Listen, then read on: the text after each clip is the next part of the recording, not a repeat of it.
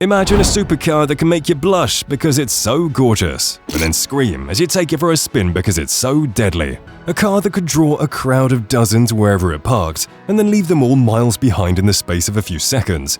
A car with fiery Italian blood running through its veins. A car with 60 years of racing heritage. Well, your dreams will come to life in this video as we check out the new Alfa Romeo 33 Stradale, the company's first supercar since the 8C Competizione.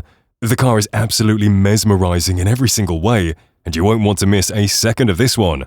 The 33 Stradale is the first supercar that Alfa Romeo has released since the 8C Competizione back in 2010. This is a lifetime in the automotive world and is one of the reasons why we're so excited for the Stradale. I mean, there's just something about Alfa Romeo cars that you can't not love if you're a petrolhead, am I right?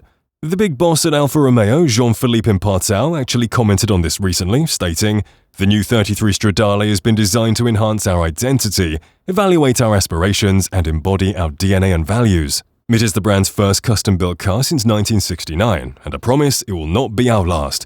It brings Alfa Romeo back into the supercar club, of which we were one of the founding members. We wanted to create something that lived up to our past, to serve the brand and to make the Alfisti fandom proud. The Stradale is heavily inspired by Alfa Romeo's 1967 supercar with the same name. The modern version is essentially a tribute to that absolutely stunning car created by Franco Scaglione. The original model was designed with the purpose of putting Alfa back in the racing conversation during the 60s, at a time when the racing scene was dominated by Porsche and Ferrari. So, yeah, there's a lot of history behind this car, and spoiler alert, the new Stradale has filled these boots perfectly.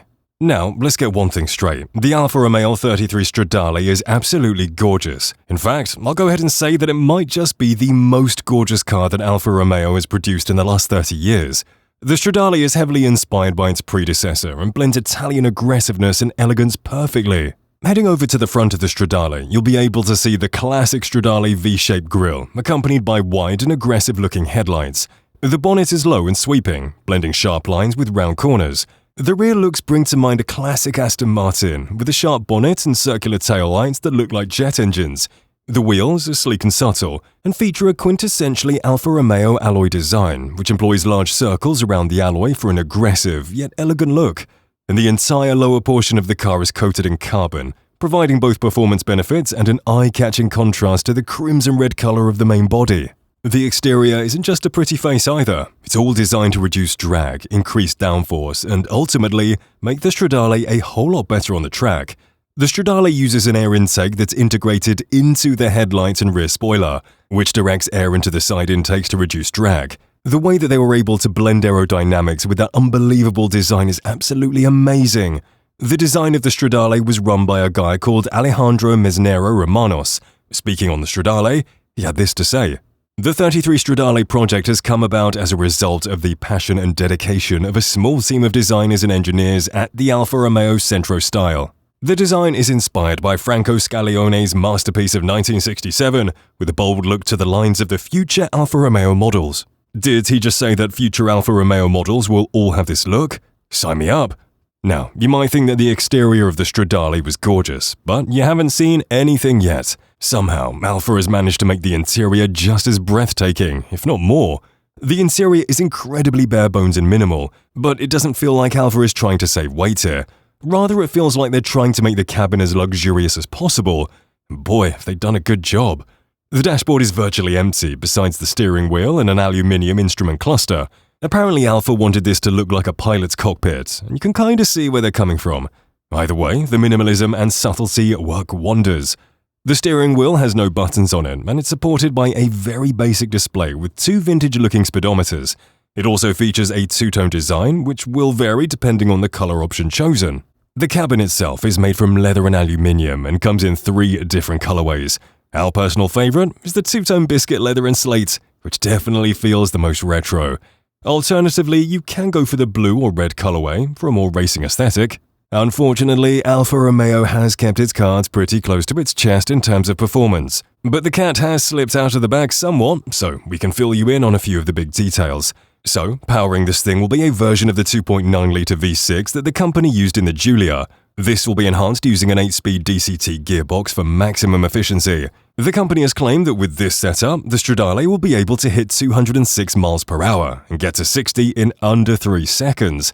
For a company that hasn't produced a supercar in over a decade, these are big claims. There will also be an all-electric version of the Stradale, which is equally as impressive. The statistics haven't been released, but you can expect a top speed of 0 to 60 time to be roughly the same as the petrol version. The claimed range is 280 miles, which isn't great, but hey, this isn't a GT car, so what can you expect? The number of electric versus petrol versions will all depend on what the customer wants, as they're being made to order.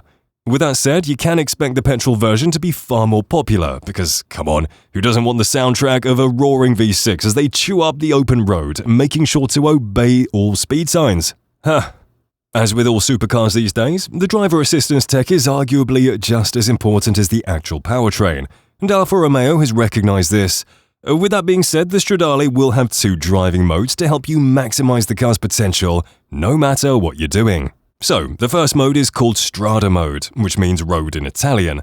This mode is for everyday driving and aims to make the Stradale much more comfortable. Putting the Stradale in Strada Mode will slow the throttle response, soften the suspension, and close the exhaust values up to 5,000 RPM for the gas version. Alfa has rather ambitiously stated that they want the Stradale to feel as comfortable on the road as it does on the track. And while that is probably wishful thinking, it is good to see that they've included a dedicated normal driving mode to try to fulfill this goal. The mode that everyone's going to be the most interested in is Pista, or track mode.